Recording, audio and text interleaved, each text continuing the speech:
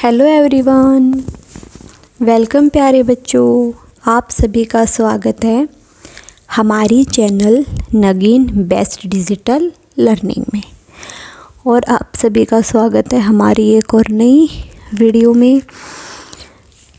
चलिए बच्चों, आज इस वीडियो में हम क्लास 8 का चैप्टर नंबर 5 के क्वेश्चन आंसर को करेंगे, क्योंकि पिछली वीडियो में हमने इस चैप्टर को पढ़ा था और इसको अच्छे से समझ लिया था।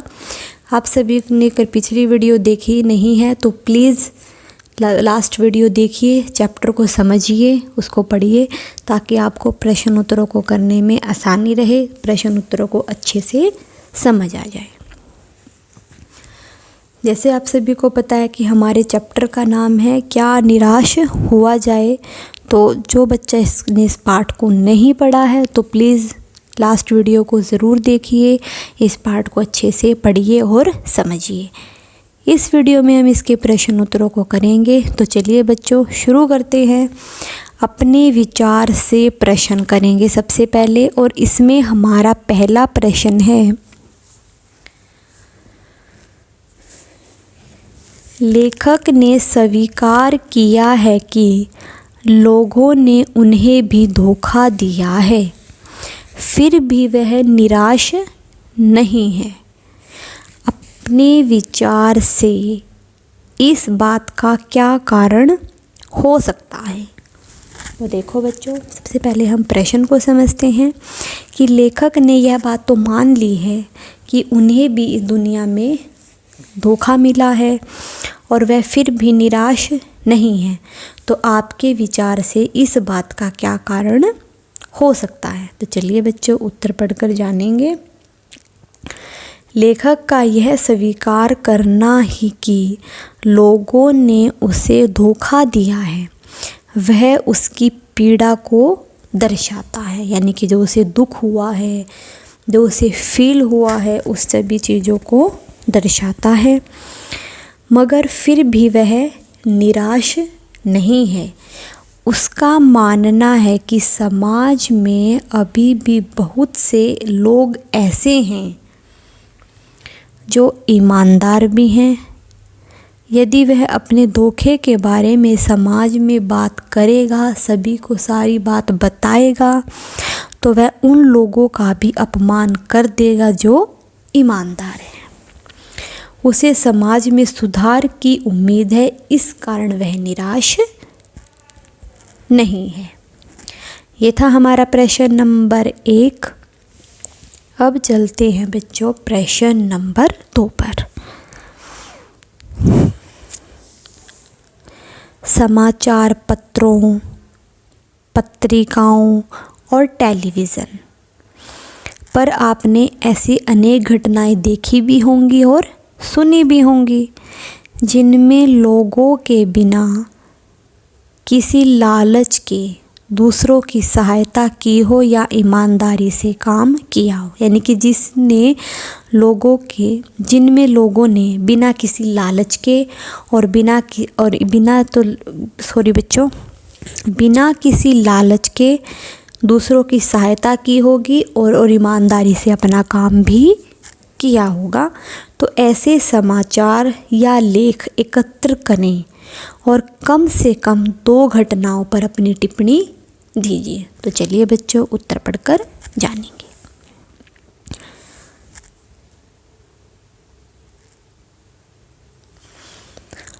दैनिक जागरण कॉलम पाठकनामा और दूसरों की भलाई के बारे में है।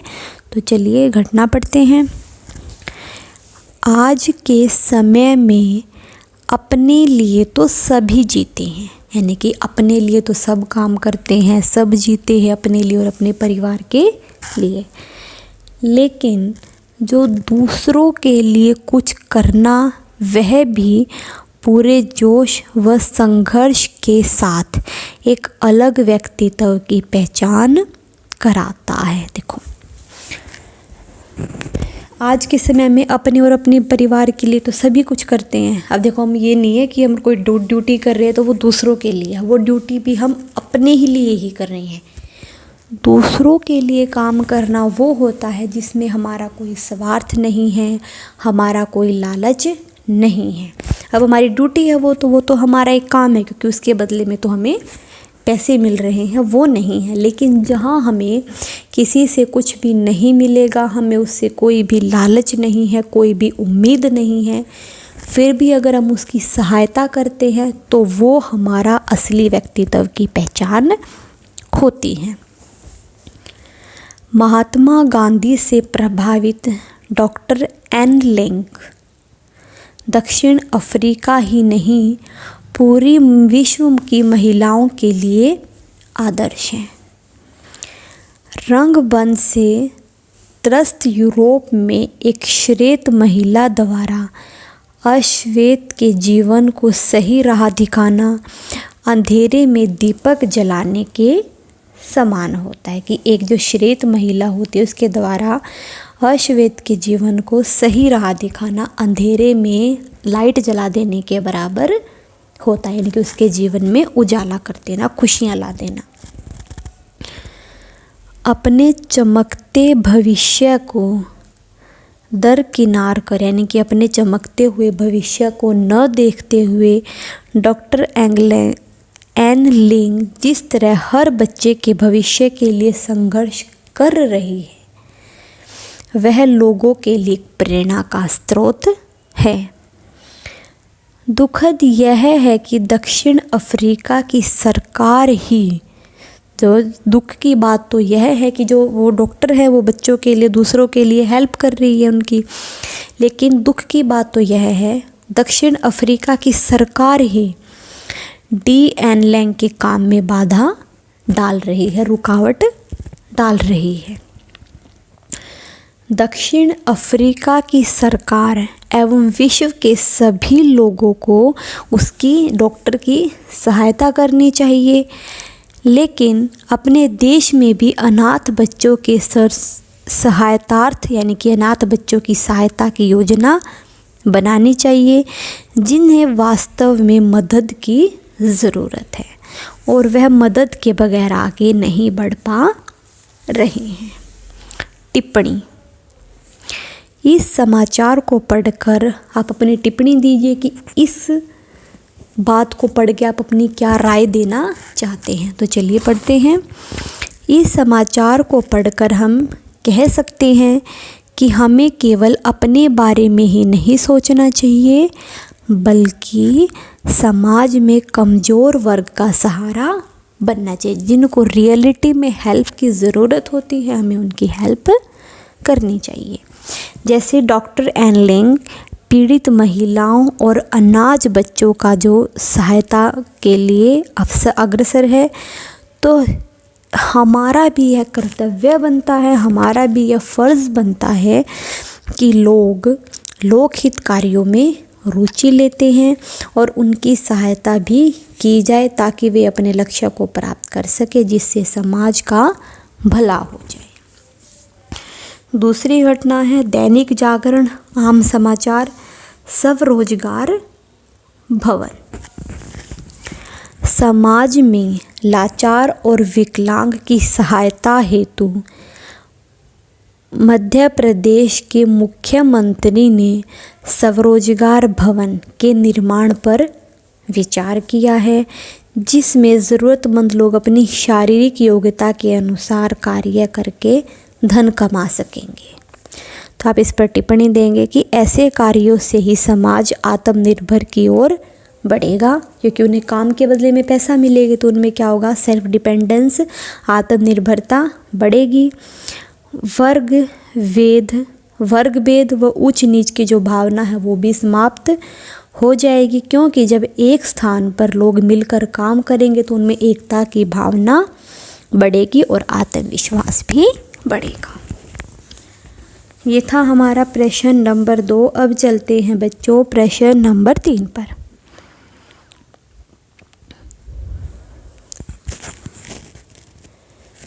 लेखक ने अपने जीवन की 2 घटनाओं के बारे में वर्णन किया था कि तो रेलवे के टिकट बाबू और बस कंडक्टर की अच्छाई और ईमानदारी की बात बताई है। आप भी अपने या फिर अपने किसी परिचित के साथ हुई, अपने या फिर जिसको आप जानते हो इनके साथ हुई किसी घटना के बारे में बताइए और जिसमें किसी के बिना किसी स्वार्थ के भलाई, ईमानदारी और अच्छे के कार्य किए हों। तो चलिए बच्चों उत्तर पढ़कर जानते हैं।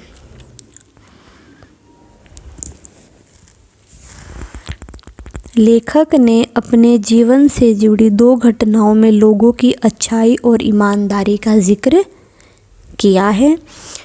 मेरे भाई अमित से जुड़ी ऐसी ही एक घटना मुझे याद आती है। शादी के बाद मेरा भाई अपनी पत्नी के साथ हनीमून पर उत्तराखंड गया था, यानी कि वहाँ घूमने गए थे। दोनों रोडवेज बस से वहाँ जा रहे थे। तभी बस में दोनों की आंख लग गई और कोई वहाँ से उनके कपड़ों से भरा बैग लेकर फरार हो गया। कपड़ों से जो उनका भरा बैग था उनको लेकर भाग गया। इस बैग में उनके खर्च के सारे पैसे भी थे। इस बात की चिंता पूरे रास्ते दोनों को सताती रही, यानी कि उनको को चिंता लगी हमारे कपड़े नहीं है, पैसे नहीं है तो कहाँ जाएंगे, कैसे करेंगे, क्या करेंगे, तो उनको ये सारी चिंता सताती रही। दूसरे दोनों पूरे रास्ते उस चोर को कोसते रहे। तो यह सच बात है कि दुनिया में भले और ईमानदार लोगों की कमी नहीं है। शिवपुरी यानी कि उत्तराखंड पहुंचते ही दोनों बस से उतरकर अपने कैंप की तरफ लौटने लगे। तभी पीछे से एक शख्स की आवाज़ सुनाई, यानी कि पीछे से किसी ने उनको आवाज़ लगाई और जिन्होंने ज़ोर से आवाज़ लगाते हुए कहा कि भाई साहब अपना बैग कहाँ छोड़े जा रहे हो। अपना खोया हुआ बैग देखकर दोनों में जान आ गई, हिम्मत सी मिल गई।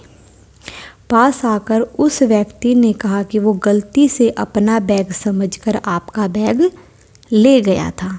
उन्होंने यह भी बताया कि आपका पूरा सामान और पैसे सुरक्षित हैं। ये था हमारा प्रश्न नंबर 3। आगे है बच्चों पर्दाफाश प्रश्न और उसमें हमारा पहला प्रश्न है,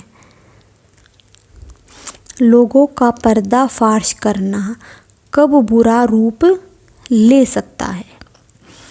किसी का उपहास उड़ाने के लिए और केवल उसकी बुराइयों को ही उजागर करने के लिए दोषों का पर्दाफाश किया जाना बुरा रूप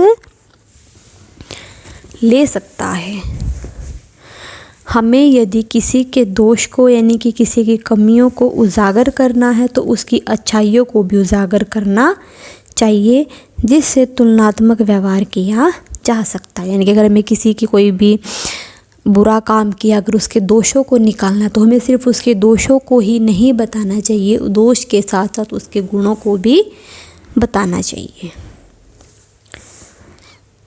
प्रश्न नंबर 2, आजकल के बहुत से समाचार पत्र या समाचार चैनल दोषों का पर्दाफाश कर रहे हैं।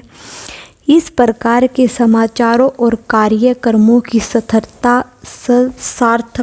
पर तर्क सहित विचार लिखिए।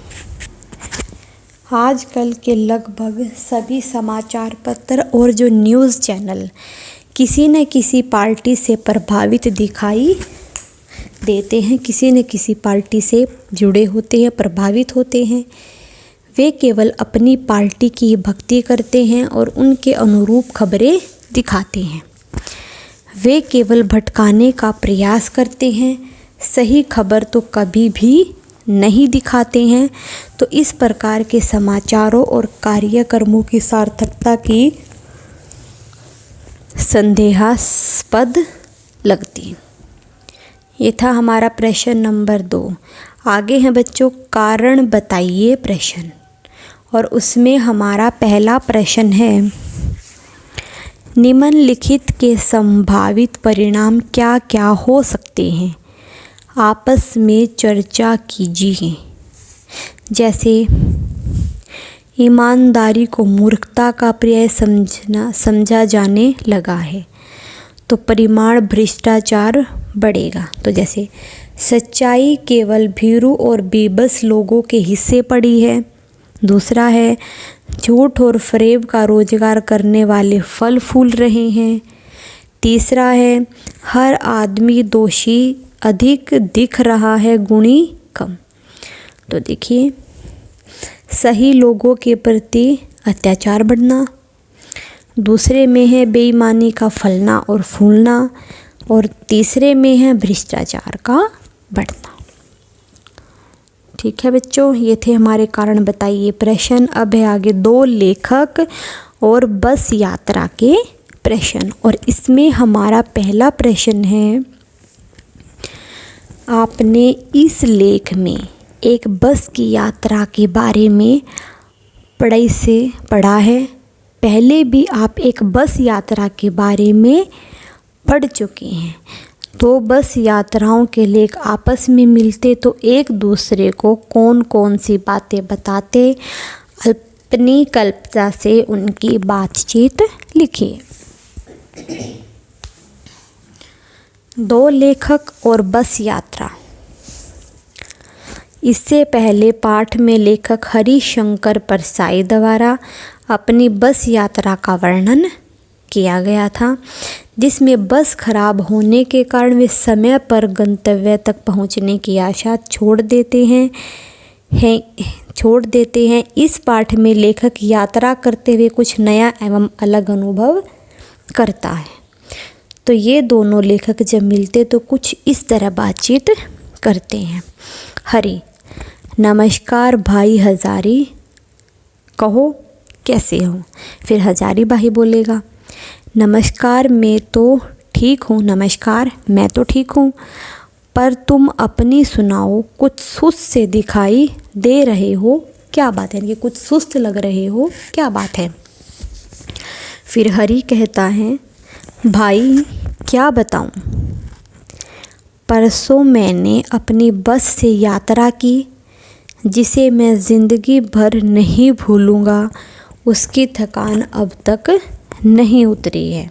अब हजारी भाई बोलेंगे, क्या उस बस में सामान रखने की जगह नहीं थी या सामान ज़्यादा था जिसे लेकर तुम बैठे रहे। हरि बोलता है फिर, यार मेरे पास सामान तो था ही नहीं। वह बस बिल्कुल टूटी फूटी खटारा थी। वह किसी बुढ़िया जैसी कमज़ोर और जर्ज हो रही थी। फिर हजारी बोलते हैं, टूटी फूटी बस से थकान कैसी, तुम तो सीट पर बैठे थे ना। फिर हरि बोलता है, मैं तो सीट पर बैठा था। जब बस स्टार्ट हुई और चलने लगी तो पूरी बस बुरी तरह से हिल रही थी। लगता था कि हम इंजन पर बैठे हैं। बस का खिड़कियों का कांच टूटे थे, जो बचे थे वो भी गिरकर यात्रियों को चोटिल कर सकते थे। मैं तो खिड़की से दूर बैठ गया। 8-10 मील चलते ही हम टूटी सीटों के अंदर थे, पता नहीं लग रहा था और हम सीटों पर है या सीट हमारे ऊपर है, तो ये हमें पता ही नहीं लग रहा था। फिर हजारी भाई बोलते हैं, क्या तुम अपने गंतव्य पर समय से पहुंच गए, यानी कि जहाँ तुम्हें जाना था क्या तुम वहाँ समय पर पहुंच गए थे। फिर हरि भाई कहते हैं, ऐसी बस से भला समय पर गंतव्य कैसे पहुंचा जा सकता है। बस रास्ते में 10 बार खराब हुई, उसकी लाइट भी खराब हो गई थी। मैंने तो यह सोच लिया था कि ज़िंदगी ही इस बस में बीत जाएगी और मुझे तो जहाँ जाना था वहाँ जाने की आशा ही छोड़ दी थी और आराम से मित्रों के साथ गपशप करके लग गया। तुम अपनी सुनाओ, बड़े खुश दिखाई दे रहे हो, क्या बात है। फिर हजारी भाई बोलते हैं, मित्र मैंने भी कल बस की यात्रा की थी और मेरी भी यात्रा अविस्मरणीय है, पर तुम्हारी यात्रा से थोड़ी सी अलग है। हरि भाई कहते हैं, कैसे। फिर हजारी भाई बोलते हैं, मैं बस में अपनी पत्नी और अपने बच्चों के साथ यात्रा कर रहा था। एक सुनसान जगह पर हमारी बस खराब हो गई। हरी बाई कहते हैं, सुनसान जगह पर क्या बस को लुटेरों ने लूट लिया? हजारी बोलते हैं, नहीं, हमारे बस का कंडक्टर एक साइकिल लेकर चलता बना। हरी बोलते हैं, चलता बनी वहाँ चला गया वह, कहीं वह लुटेरों से तो नहीं मिला था? हजारी। मित्र सभी यात्री ऐसा ही सोच रहे थे। कुछ नौजवानों ने ड्राइवर को अलग से जाकर बंधक बना लिया था कि यदि लुटेरे आते हैं तो पहले इसे ही मार दें। हरी। फिर क्या हुआ, क्या लुटेरे आ गए? हजारी। नहीं, लुटेरे तो नहीं आए, पर कंडक्टर दूसरी बस लेकर आ गए और मेरे बच्चों के लिए दूध और पानी भी लाए। उस बस में हम सभी 12 बजे से पहले ही बस अड्डे पहुंच गए। हरी कहते हैं, बहुत अच्छा कंडक्टर था वह, तो ऐसे कंडक्टर कम ही मिलते हैं, पर उस ड्राइवर का क्या हुआ? हजारी। हम सभी ने कंडक्टर को धन्यवाद दिया और ड्राइवर से माफ़ी मांगी और हमने उसे समझने की भूल कर दी थी। हरी। मित्र हम सभी इंसान हैं, जाने अनजाने में हमसे भी गलती हो जाती है। हमें सभी को अविश्वास की दृष्टि से नहीं देखना चाहिए। हजारी कहते हैं, मित्र यह हमारा दोष नहीं है, यानी कि इसमें हमारी कोई भी गलती नहीं है। समाज में गिरते मानवीय मूल्यों का जो परिणाम है, यह हर किसी को अविश्वास की दृष्टि से देखने के लिए मजबूर कर देता है। हरी। अच्छा, अब मैं चलता हूँ, फिर मिलेंगे, नमस्कार। हजारी कहते हैं, नमस्कार। आगे है बच्चों सार्थक शीर्षक प्रश्न। लेखक ने लेख का शीर्षक क्या निराश हुआ जाए क्यों रखा होगा, यानी कि इस पाठ का नाम यही क्यों रखा है? तो क्या आप इससे भी बेहतर शीर्षक, कोई बेहतर नाम बता सकते हैं? तो लेखक ने इस लेख का शीर्षक क्या निराश हुआ जाए इसलिए रखा होगा क्योंकि आज हिंसा, भ्रष्टाचार, तस्करी, चोरी, डकैती और घटते मानवीय मूल्यों से जो माहौल बना हुआ है, उसमें आदमी का निराश होना एक आम सी बात है। ऐसे माहौल में भी लेखक निराश नहीं है तथा वह चाहता है कि दूसरे भी निराश न हो, इसलिए उसने यही पूछना चाहता है कि क्या निराश हुआ जाए, अर्थात निराश होने की आवश्यकता नहीं है। इसका यह शीर्षक होगा नया सवेरा या बनो आशावादी भी हो सकता है। आगे है प्रश्न नंबर 2। यदि क्या निराश हुआ जाए के बाद कोई विराम चिन्ह लगाने के लिए कहा जाए तो आप इन चिन्हों में से कौन सा चिन्ह लगाएंगे? अपने चुनाव का कारण भी बताएं। क्या निराश हुआ जाए के बाद मैं प्रश्नवाचक चिन्ह लगाऊंगा क्योंकि लेखक समाज से ही पूछना चाहते कि वो पूछ रहा है उनसे क्या निराश हुआ जाए, तो ये उनसे पूछ रहा है, तो इसलिए हम कौन सा चिन्ह लगाएंगे? प्रश्नवाचक चिन्ह लगाएंगे।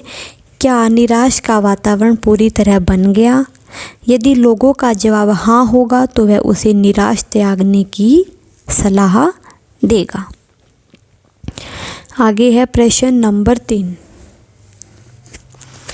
आदर्शों की बातें करना तो बहुत आसान है पर उन पर चलना बहुत कठिन। कि बड़ी बड़ी बातें करना तो बहुत आसान होता है लेकिन उनका पालन करना, उन पर चलना बहुत कठिन। क्या आप इस बात से सहमत हैं? तो आदर्शों की बात करना तो बहुत आसान है पर उन पर चलना बहुत ही कठिन है। तो इस बात से मैं पूरी तरह से सहमत हूँ। जैसे हम कहते हैं कि ईमानदारी सबसे अच्छी नीति है, आखिर कितने लोग इसका पालन करते हैं? जरा सा अधिकार मिलते ही व्यक्ति भाई भतीजावाद या आंधा बाटे रेवड़ी पुनी पुनी अपने को दे की नीति अपनाने लगते हैं। हाँ, जिसके हाथ में कुछ नहीं होता वे ईमानदारी का राग ज़रूर अलापते हैं। वास्तव में ईमानदारी का पालन करते समय हमारी स्वार्थपूर्ण मनोवृत्ति सामने या आड़े आ ही जाती है। आगे है सपनों का भारत के प्रश्न। हमारे महान मनीषियों के सपनों का भारत, मनीषियों यहाँ पे आएगा ऋषि मुनियों, सपनों का भारत है और रहेगा, क्योंकि ये वाक्य हमने पाठ में पढ़ लिया था। तो आपके विचार से हमारे महान विद्वानों ने किस तरह से भारत के सपने देखे थे, यानी उन्होंने कैसा सोचा था कि हमारा भारत कैसा होगा। मेरे विचार में हमारे ऋषि मुनियों ने यानी कि मनीषियों ने उस भारत का सपना देखा था कि जिसमें हिंदू, मुस्लिम, सिख, ईसाई, बौद्ध, जैन आदि विभिन्न धर्मों एवं मतों को मानने वाले मिलजुल कर रहें। उनके बीच आपसी कोई भी भेदभाव न हो, वे एक दूसरे से भाईचारा, प्रेम, बंधुत्व का साथ बनाए रखें। प्राचीन भारत काल में विश्व के लिए एक आदर्श था, यह भविष्य में भी अपना आदर्श रूप बनाए रखें। लोग भारतीय संस्कृति की विशेषताओं को अपनाएं और इन्हें बनाए रखें। अगला प्रश्न है, अपने सपनों का भारत कैसा होना चाहिए? लिखिए। मैं चाहता हूँ मेरे सपने के भारत में सभी स्वस्थ, निरोग, शिक्षित, संपन्न तथा ईमानदार हों। वे जाति, धर्म, प्रांत, संप्रदाय आदि की भावना से ऊपर उठकर एक दूसरे के साथ प्रेम और सद्भाव से रहें। या भ्रष्टाचार, बेरोजगारी, बेकारी, गरीबी, अशिक्षा का तो नाम निशान भी न हो। इस देश को आतंकवाद, सांप्रदायिकता से मुक्ति मिले। देश में विज्ञान, कृषि, उद्योग धंधों का विकास हो। देश आत्मनिर्भर तथा समृद्ध हो। या ज्ञान विज्ञान की उन्नति हो और भारत पुनः विश्व गुरु बन जाए। आगे हैं भाषा की बात के प्रश्न और इसमें हमारा पहला प्रश्न है, दो शब्दों के मिलने से समास बनता है और समास का एक प्रकार है द्वंद्व समास। इसमें दोनों पद प्रधान होते हैं। जब दोनों भाग प्रधान हों तो एक दूसरे के द्वंद्व यानी कि स्पर्शाहोड़ की संभावना होती है। यदि किसी से पीछे रहना नहीं चाहता, कोई किसी से पीछे रहना नहीं चाहता, जैसे चरम और परम, चरम परम, भीरू बेबस, दिन रात, और के साथ जैसे शब्दों के जोड़ को और हटाकर योजक चिन्ह भी लगाया जा सकता है। तो कभी कभी एक साथ भी लिखा जा सकता है। तो द्वंद्व समास के 12 उदाहरण ढूंढकर लिखिए। तो जैसे कि आरोप, प्रत्यारोप, कायदे कानून, काम क्रोध, दया माया, मोह, लोभ मोह, सुख सुविधा, झूठ फरेब, मारने पीटने, गुण दोष, लेन देन, भोजन पानी और सच्चाई ईमानदारी। ऐसे और भी बहुत सारे शब्द हो सकते हैं।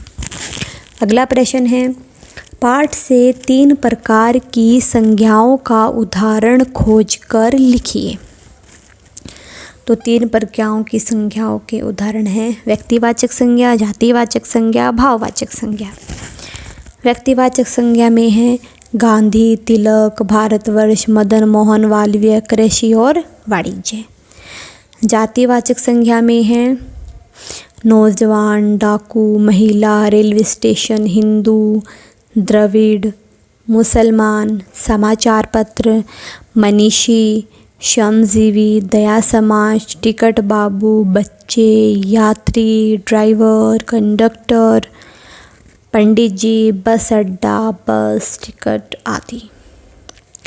भाववाचक संज्ञा में है चिंता, ठगी, डकैती, चोरी, तस्करी, मूर्खता, ईमानदारी, आस्था, काम, लोभ, क्रोध, मोह, आध्यात्मिकता, बुराई, चोरी, संतोष, वंचना, मनुष्यता, दया, माया, धोखा, संयम, खराबी, सच्चाई आदि। ये थे हमारे भाषा की बात के प्रश्न और इसी के साथ बच्चों हमारा ये पाठ समाप्त होता है। इस वीडियो के लिए इतना ही। अगली वीडियो में हम अगले पाठ को करेंगे। जिसको भी वीडियो अच्छी लगी है, पाठ समझ में आया है तो प्लीज़ लाइक शेयर कमेंट ज़रूर करें। Thank you. Have a nice day.